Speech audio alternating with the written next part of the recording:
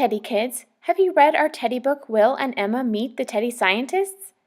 Teddy researchers wrote that book to describe type 1 diabetes and your risk for getting diabetes.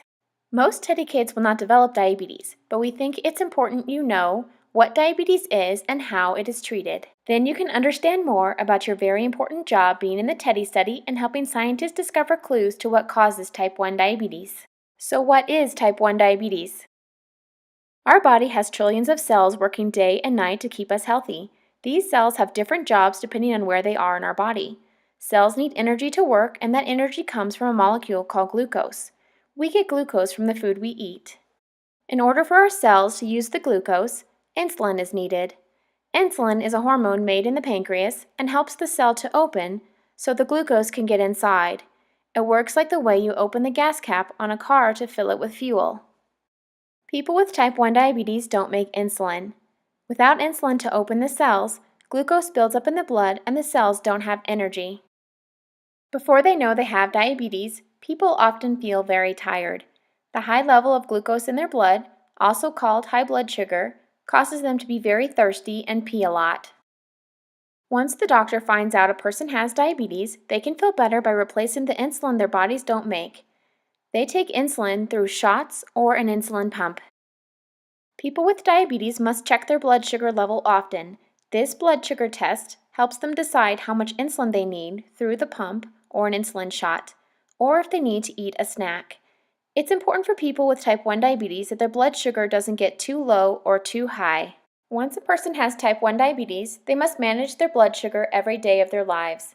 However, this doesn't mean they have to limit the type of activities they do or sports they play. Let's meet two kids with type 1 diabetes to learn more. My name is John, and I've had diabetes for 3 or 4 years. I'm 12 right now. I have a pump, so it's not that hard. I use my pump, and then sometimes when I'm like high, I use my insulin shots, and I used to be on insulin shots for a while. But then, yeah, and when I'm low, I just have a juice and stuff like that.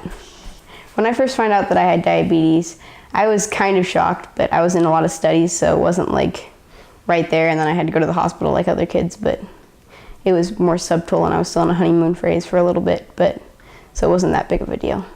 I usually check my blood sugar probably like 3 to 5 times, like breakfast, lunch, and dinner, and then sometimes in between for snack.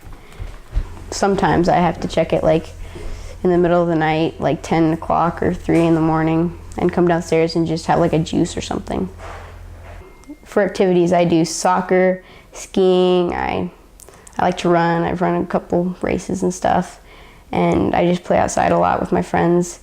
How I feel about having diabetes now feels like it's not that big of a deal. It's kind of a side thing. It doesn't take away from living a good life. My name is Sophie, and I have had diabetes for 9 years this week. I treat my diabetes with an insulin pump. So that's how I give myself the insulin that I need.